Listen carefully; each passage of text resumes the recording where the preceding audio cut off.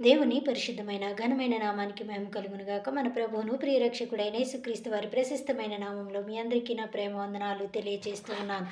ఈ దినము యేసుక్రీస్తు ప్రభుల వారి మరి 6వ శిష్యుడు అయినటువంటి బర్తలోమయి అని నతానియేలుగా పిలువబడుతున్నటువంటి బర్తలోమయిని గూర్చి కొన్ని విషయాలు మీతో కలిసి ధ్యానించడానికి ఆత్మదేవుడు సహాయాన్ని అనుగ్రహించును గాక. బర్తలోమయి అనేది అరబిక్ వర్డ్.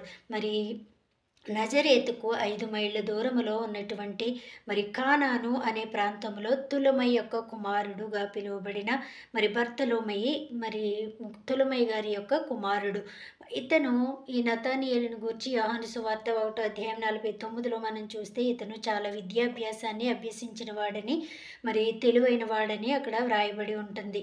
అయితే ఇతను ఎథియోపియా, ఇండియా, అర్మేనియా, మెసొపొటేమియా అనే ప్రాంతాల్లో విస్తృతమైనటువంటి సేవ జరిగించాడని చరిత్ర ఆధారంగా మనం తెలుసుకుంటాం. అయితే తన స్నేహితుడు మరి క్రీస్తు శకం 60లో రష్యాలో మరి సేవ ప్రారంభించాడు. అప్పటికే మరి తద్దయి అక్కడ సంఘాల్ని ఏర్పాటు చేసినట్టుగా, కట్టినట్లుగా మనం చరిత్ర ఆధారంగా తెలుసుకుంటాం.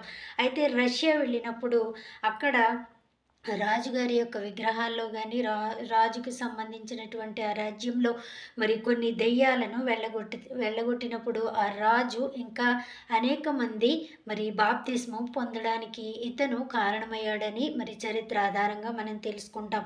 అయితే అక్కడ ఉన్నటువంటి రాజు, ఇంకా రాజు సహోదరులు, అలాగే శాస్త్రులు కలిసి ఇతన్ని ఏమైనా సరే చంపాలని దురాలోచన చేసినప్పుడు మరి అతన్ని బంధించి మరి బ్రతికి ఉండగానే చర్మాన్ని ఒలిచి మరి ఆయనకు శిక్ష విధించినట్లుగా మనం చూస్తాం.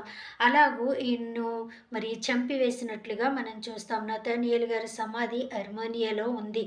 అతని ఎముకలు టెట్రస్ నది ఒడ్డుపైన ఉన్న సెయింట్ బర్తలోమయి ఆలయంలో మరి ఉన్నట్లుగా మనకి చరిత్ర ఆధారంగా తెలుస్తూ ఉంది.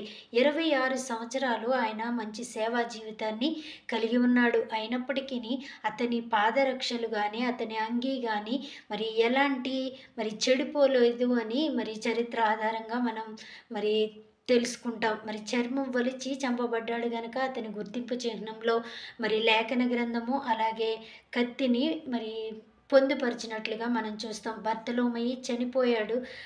కానీ మరి అతని జీవితం ఇంకా ఎన్నటికీ కూడా మరి ఒక మాదిరిగానే కనబడుతూ ఉంది. అవును, శ్రమలైన, హింసలైన, మరి ఎలాంటి ఉపద్రవాలైనా క్రీస్తు ప్రభుని వదలకుండా ఈ శిష్యులందరూ కూడా మరి ఎంతో మంచి జీవితాన్ని కలిగి ఉన్నారు. వీరి ద్వారా మనం నేర్చుకొని ఆ యేసుక్రీస్తు వారి శిష్యులుగా అనేక మందిని ప్రభు దగ్గరికి నడిపించాలని